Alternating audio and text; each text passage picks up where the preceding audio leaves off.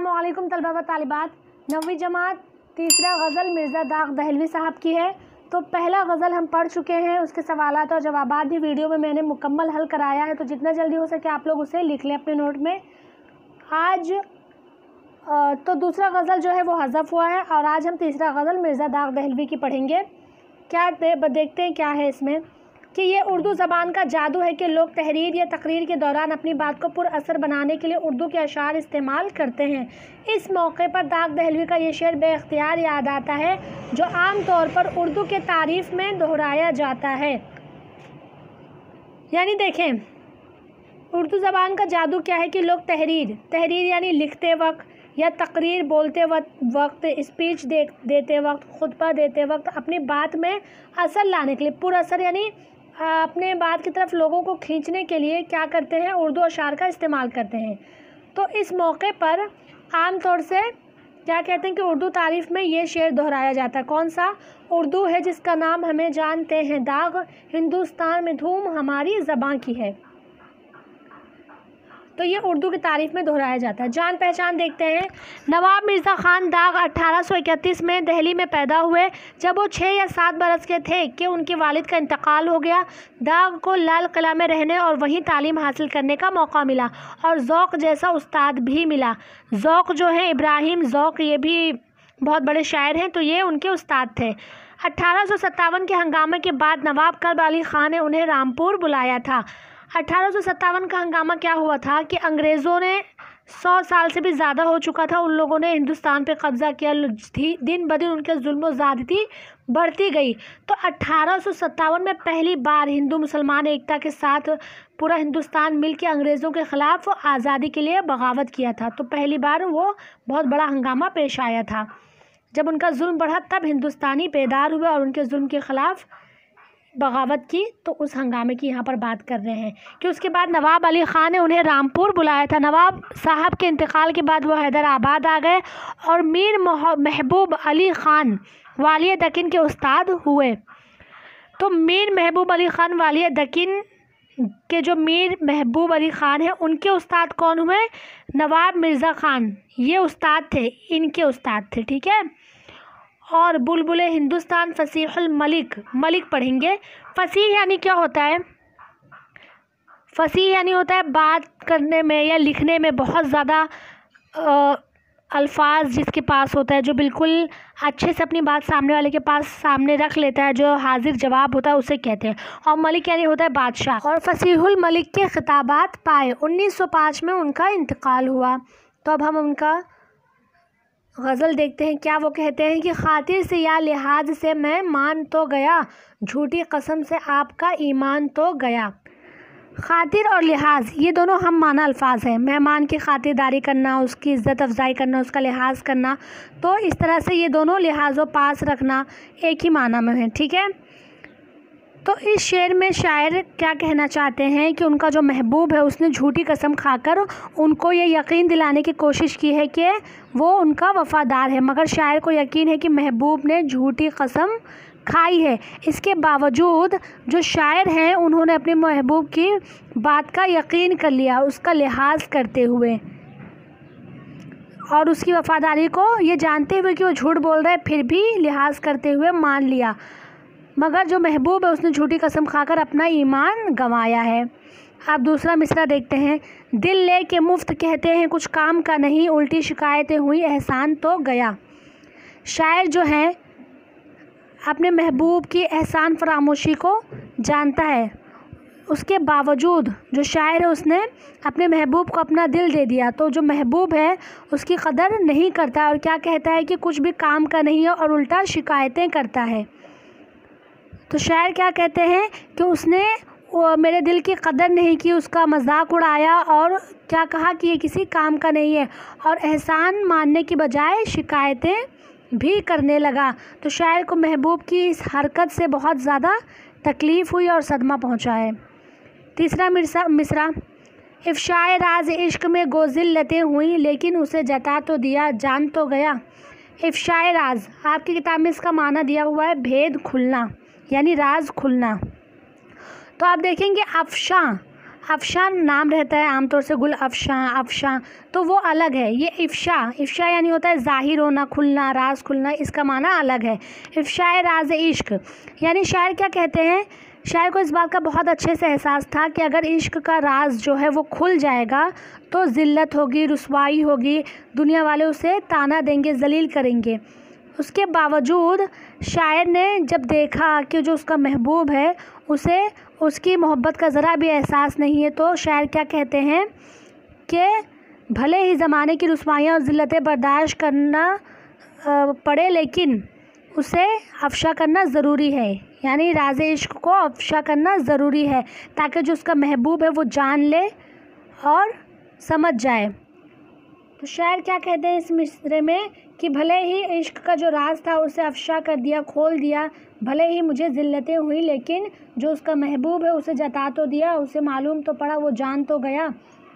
آگے کیا ہے، گو نام بر سے خوش نہ ہوا پر ہزار شکر، مجھ کو وہ میرے نام سے پہچان تو گیا. نام بر یعنی کیا ہوتا ہے، پیغام پہنچانے والا.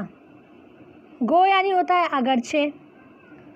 تو شاعر جو ہے اس نے اپنے محبوب کے نام سے نام بر کے ہاتھوں یعنی پیغام پہنچانے والے کے ہاتھوں سے پیغام پہنچایا، لیکن جو محبوب تھا وہ پیغام پا کر خوش نہیں ہوا بلکہ اور زیادہ ناراض ہو گیا. اس کے باوجود شاعر کیا کہتے ہیں کہ پھر بھی ہزار شکر ہے. کیوں ہے؟ کیونکہ ان کے شاعر کے مطابق جو محبوب ہے وہ ان کو ان کے نام سے پہچان تو گیا، اس لیے شاعر ہزار شکر ادا کرتے ہیں. آگے،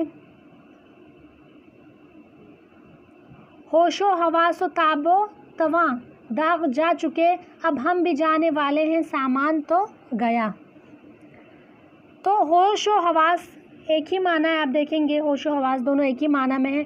وہ تاب و تواں یعنی تاب یعنی ہوتا ہے گرمی، چمک، اور تواں یعنی ہوتا ہے طاقت، زور، مضبوطی، مضبوط جسم. تو شاعر کیا کہتے ہیں، یہاں پر شاعر نے موت کی طرف اشارہ کیا ہے کہ ہوش و حواس و تاب و تواں داغ جا چکی، یعنی داغ جو ہے شاعر اپنے آپ کو کہتے ہیں کہ یہ ساری چیزیں جا چکی ہیں، اب ہم بھی جانے والے ہیں، سامان تو گیا.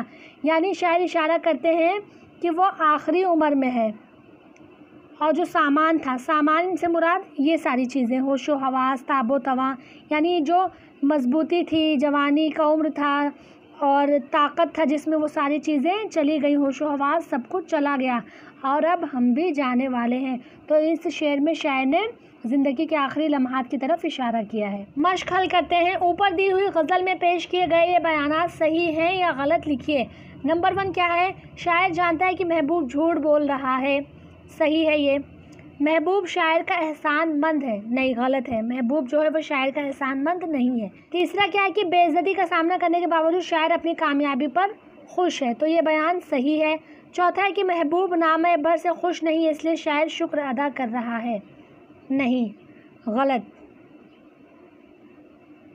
آگے 5واں کہ شاعر اپنا شہر چھوڑ کر کسی دوسرے شہر جانے والا ہے، تو یہ بھی جملہ غلط ہے.